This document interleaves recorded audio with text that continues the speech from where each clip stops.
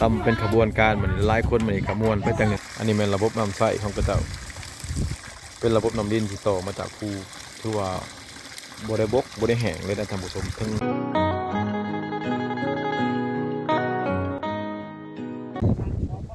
สบายดีท่านผู้ชม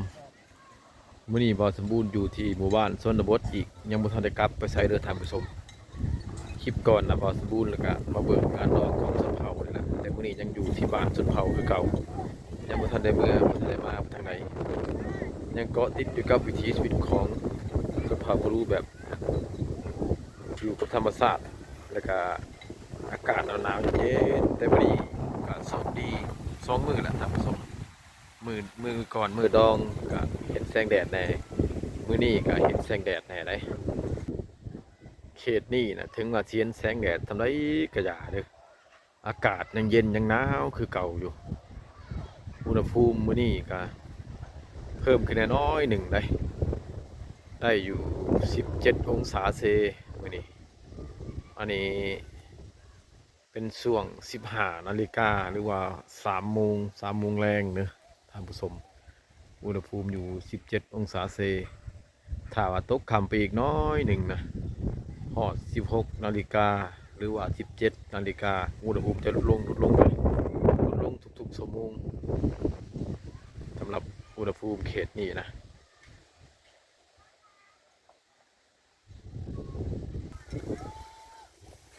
หมู่บ้านนี้เป็นหมู่บ้านที่ใหญ่กว่าหมู่ในเขตจุดซุ่มเชียงตุในเขตชนบทชายแดนระหว่างผาบังกับมหาเสียงตุหมู่บ้านนี้หมู่บ้านที่ใหญ่กว่าและก็มีประชากรที่ว่าหลายกว่าประชากรก็มีถึง700 กว่าคนตามสถิติบ่สมบูรณ์ลงลมกับหมู่บ้านเพื่อนนะท่านผู้ชมสำหรับราคาเรือนก็80 ปลายกว่าหลังคาผู้ใดเป็นหมู่บ้านอยู่ชนบทอยู่แต่ว่าเป็นหมู่บ้านที่ใหญ่กว่าหมู่ในขอบเขตกลุ่มบ้านเจียงตูบ26-25 บ้านนี่ถือว่าบ้านนี้เป็นบ้านใหญ่กว่าค่าเรือนก็หลายกว่าประชากรก็หลายกว่าหมู่ได้ท่านผู้ชมเลยเห็นแสงแดด2 มื้อนี้เป็นมื้อที่2ก็เห็นตั้งแต่พ่อแม่ประชาชนก็จะเอาข้าวให้ก็จะเอามาตากเนื่องจากว่าก็จะเก็บกู้ตั้งแต่ก่อนแต่ข้าวหูดเขาแล้วหลังจากที่เพิ่นหูดเขาแล้วประมาณเดือนปลายก็กลัวฝนกับฟอยเลยตกเลยทุกมืออากาศก็ครึ้มเลยทุกมือเพิ่นเลยมีโอกาสได้ตากนะมื้อนี้มันแดดก็เอามาตากแดดเพื่อจะเกียมไปตำหรือไปสีกินสำหรับอากาศเขตนี้ก็หนาวให้รูปเห็นใจอยู่มื้อนี้ก็ถือว่าพิเศษอยู่เลยมันแดดมันยังถือว่าเป็นใจให้กระเจ้าดูกระเจ้าตากเขาโอ้ตังดงเอิร์ดโดยนี่เอิร์ดตังดงนี่โดยเมื่อยตังดงเอิร์ดวะเนี่ยนี่เนี่ยนึมอยู่ตังดงนี่ตังดงเนี่ยนึมตังดงเนี่ยนึมโดยนะบัวได้สำนีอันนี้โดยนะเนาะโดยสไลด์เนาะเว้นตะเบินบ่แม่นโดยเนี่ยกะตุนเนี่ยเต้โดยเนี่ยแล้วอุ้มก่อนป่ะอุ้มโดยอันนี้ก็จะเอิ้นว่าอุ้มโดยเด้อจะมาตากแดดมันแห้งแล้วก็คันภาษาลาวจะเอิ้นว่าพัดเพื่อมาพัดให้มิดรีบหรือว่าเขาเข้มบ่แก่เนาะออกไปมาตากแดดให้มันแห้งมันคูแล้วก็พัดออกก่อนจะนำไปตำหรือว่านำไปสีนะบว่าแต่เฮือนหลังนี้เนี่ยท่านผู้ชมเขาไปทางในบ้านกับสุราจะเห็นเด็กกระเจ้าตากเขาให้นะครับพัดเขาเพื่อกันตองเอามิลีมันนี่ออกเพื่อว่าอยากถูกราคาเฮือนเลยได้ก็คือดังเบาสมบูรณ์เบานั่นแหละมันหาแสงแดดยากเคนี่นะมือนี่มันเป็นมือที่ว่าพิเศษนะเห็นแสงแดดถึงว่าจะมีลมอากาศเย็นกระดาษแต่ว่าเห็นแสงแดดก็จะเอาของมาตากให้มันแห้งกับแสงแดดแล้วแห้งกับลม สีกระสอบโดยนะเบิร์ดอันนี่ก็ซาวสอบได้บ่ซาวสอบโดยเมื่อเบิร์ดซาวสอบ เขาเปิดเอาขาชาชอบปะ ตอนแรก เอาลงขนาด เบิ่งพิธีเราเห็ดนะท่านผู้ชมต้องมีการแบบสำนิสำนานนะจึงได้จึงสามารถใจแยกระหว่างอันเขารีบออกกับเขาตึงนะต้องมีความสำนิสำนานพอสมควรถ้าผู้ที่ว่าบ่สำนิสำนานก็ไปออกทั้งมิดรีบทั้งมิดตึงนั่นแหละอันนี้มันพิธีเป็นกันตองเอาเขารีบเนาะออกนะเป็นกันตองเอาเขารีบเขาให้แล้วแหละขั้นเบาแล้วนี่ก็ส่วนร้ายก็จะรีบร้ายแล้วแหละเขานี่ประมาณอยู่3 กระสอบแต่เวลามาหอดจะเหลืออยู่กระสอบไฟกันตองเอาไปรีบออกสำหรับบอกสมุนจิพาทำผสมยางไปเบิ่งอีกพุ่นทางหนาเองก็จะพัดเขาไปเบิ่งน้ำกันอีกเราดูนี่นะเป็นเราดูที่กระเจ้าพักพรทำผสมไปกระเจ้าเซตจากพูดเขาให้หรือว่าเขาหน้าผู้ใดมีหน้าเก็บเกี่ยวหน้าเราดูนี่เป็นเราดูที่ว่าพักพรอยู่เฮือนกะเกียมเห็ดบัวเห็ดสวน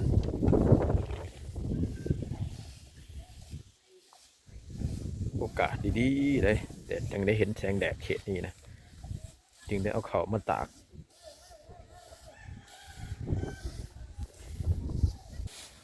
เบิ่งบรรยากาศภายในบ้านคาดว่าอยู่เขตอื่นนี่อากาศคือสีอุ่นนะเห็นแสงแดดปนี้แต่ว่าเขตนี้ถึงเสียงแสงแดดก็ยังเย็นอยู่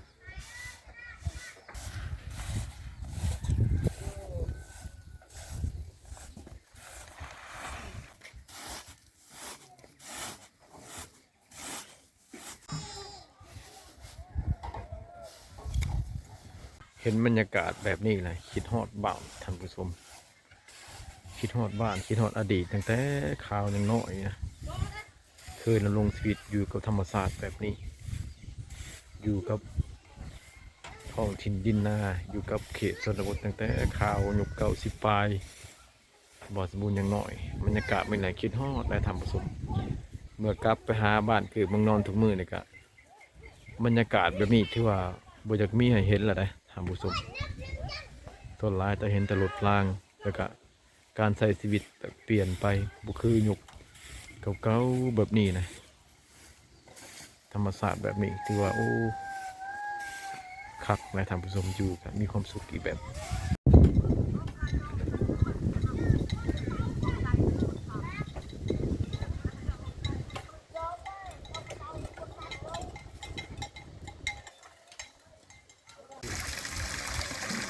อันนี้เป็นระบบน้ำใส้ของกระเจ้า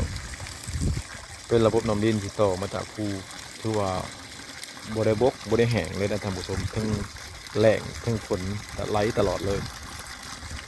ไหลแบบนี้เลยน้ำเป็นน้ำใสเลยจะเย็นเพราะว่าน้ำหิน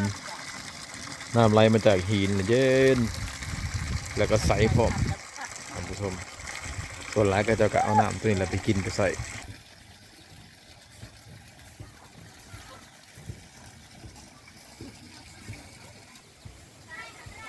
วิถีชีวิตแบบบ้านๆอยู่แบบพอเพียงบุแข่งขันกับการเวลาบกระตือรือร้นตามเป็นตามเกิด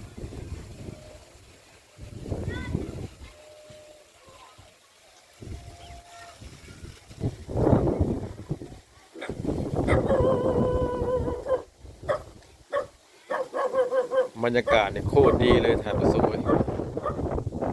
อากาศโคตรดีบรรยากาศโคตรดีเลยกับวิวสวยๆงามๆฝากมาต้อนท่านผู้ชมวิถีชีวิตแบบดั้งเดิมบ้านแบบเก่าๆแบบพอเพียงโดยง่ายว่าอยู่พอเพียงปลูกพังเลี้ยงสัตว์ตามเป็นตามเกิดตามวิถีชีวิตดั้งเดิมลาวูฮานช่วงฤดูนี่นะส่วนหลายเขตนี่นะผัวก็จะไปทำงาน นั่นแหละเนี่ยเดือนกว่าๆ2 เดือนนี่แหละหลังจากที่เขาเจ้าอันเก็บเกี่ยวผลผลิตจากข้าวไร่ข้าวนาแล้วก็สวนต่างๆนะแล้วเขาเจ้ากลับไปหาเงินไปรับจ้างนะครับอยู่ขอบเขตในเมืองหรือว่าไปรับจ้างอยู่บ้านอื่นสำหรับไปต่างประเทศเท่าไรก็จะบริไปดอกจะเข้าหาแต่แบบบนใดมีเวียกกินแล้วก็จะไปรับจ้างทางไร่ทางสวนประมาณนี้แหละก็เลยให้ไทยบ้านนี่เงียบสงัดบ่ค่อยจะเห็นคนพอปันใดผู้หญิงก็เจ้าก็อากาศหน้ามื้อนี้ก็อยู่ที่เทิงเฮือนนั่นแหละท่านผู้ชม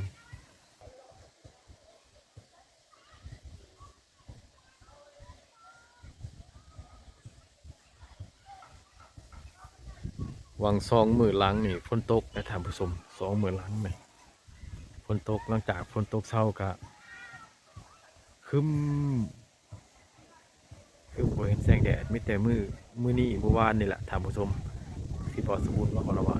เห็นแสงแดดอะไรก็เจ้าตากเขาหลายๆนะ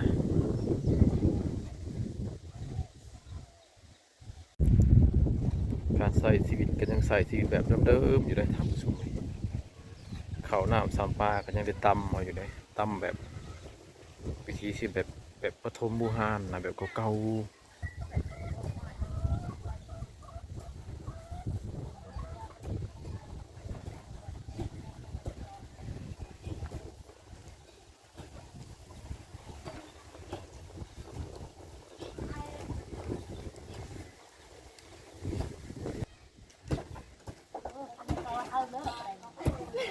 ตำถุงมือบ่นี่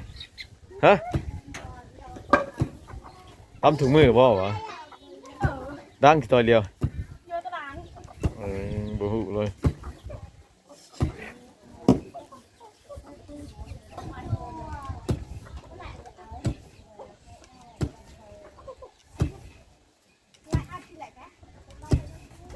ตำเขานี่เกือบว่าจะทุกมือเลยเพราะว่ามันช่วงนี้อากาศแบบว่ามันลมมันยังนะไฟก็จะดับเนี่ยตอนแรกก็จะตำเอาเขา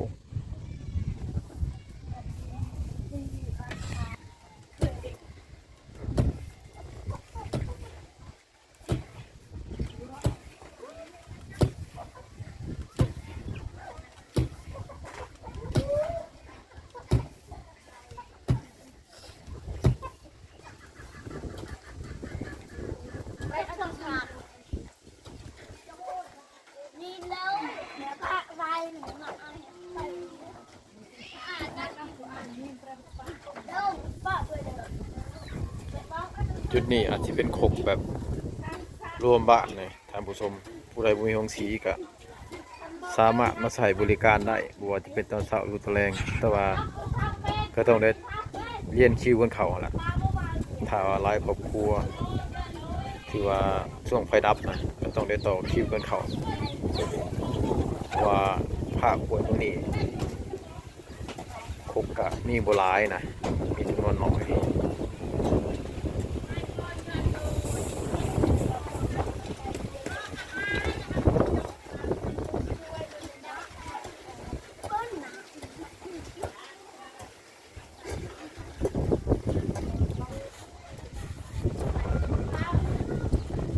อากาศมันหนาวมันลมพัดเขาก็จะปิ้วไปทุกทีมนั่นแหละท่านผู้ชม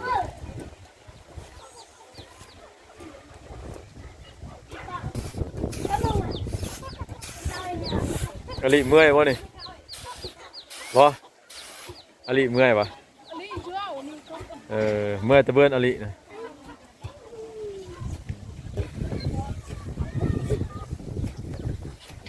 มีแต่ผู้สาวน้อยมาทำเขาส่วนร้ายกะทำซอยเน่นั่นแหละทำผสม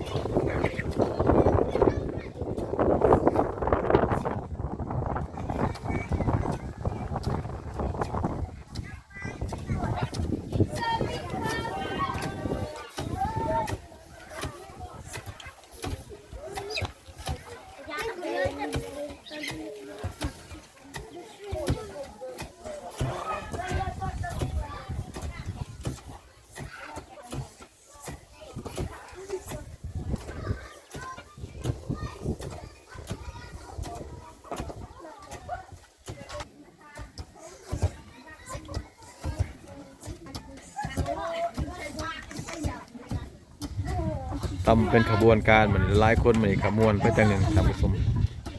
บวกกับอากาศหนาวตำเข่ากับบูเมอยเป็นการออกกำลังกายไปในตัวเลย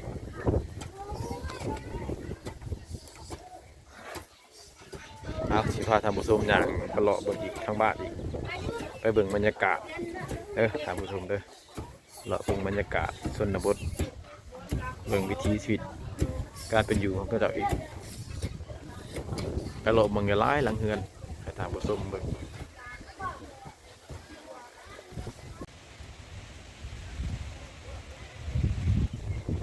มื้อนี้ลมบ่แห้งปานใด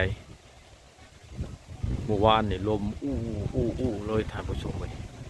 บ่สมบูรณ์คำมาดองน่ะลมสุดยอดเลยเมื่อวานนี่มื้อนี้ก็ห่วยลงแน่น้อยหนึ่งแต่ว่าตอนกลางคืนเด้อท่านผู้ชมตอนกลางคืนนี่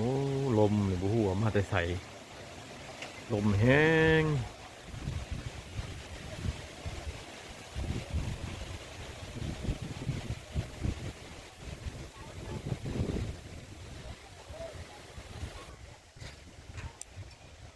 บ้านนี่ต้นพร้าวจากลายเนี่ย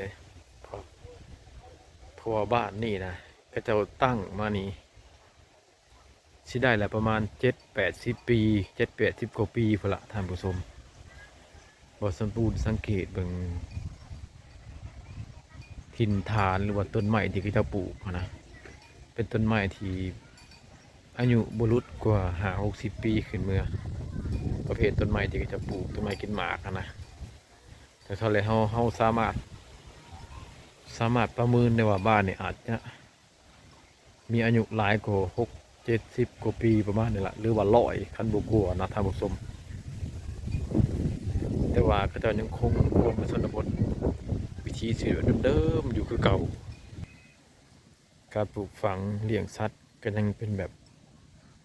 ปฐมบุหารอยู่ก็ยังใส่แบบภูมิปัญญาชาวบ้านอยู่ปลูกตามเป็นตามเกิดวิทยาศาสตร์กันยังเข้ามาบ่ถึงอยู่เลยป่าความตื่นโตสะดุ้งของกระเจ้านะยังคือเก่าอยู่ยังบ่ทันแบบว่าทันสมัยคือแบบคนในเมืองท่านผู้ชมเลยการเลี้ยงสัตว์เลี้ยงหมูเลี้ยงแบะกับปล่อยแบบธรรมชาติแบบนี้ล่ะบ่คอยว่าจะได้มีสัตว์ยากันพยาธิฉีดวัคซีนเพื่อป้องกันให้สัตว์ตายนะคือว่าบ่มีเลยบ่ถามหาเลยการเลี้ยงแบบธรรมชาติแบบตามเป็นตามเกิดได้หรือเสียก็ตามโศกชะตานะคำบอกไปแล้วอีกอย่างหนึ่งท่านผู้ชม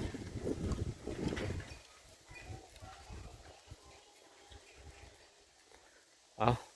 จากนั้นแหละบอสบูรณ์เขาจีขอฝากคลิปหมู่บ้านชนบทบ้านนี้ไว้อีกคลิปหนึ่งสำหรับคลิปหน้าแต่เจอกันใหม่เด้อท่านผู้ชมสำหรับคลิปนี้อย่าลืมกดไลค์กดแชร์กดติดตามเพื่อให้กำลังใจบอสบูรณ์ตื่มขอขอบใจท่านผู้ชมที่รับชมคลิปขอขอบใจ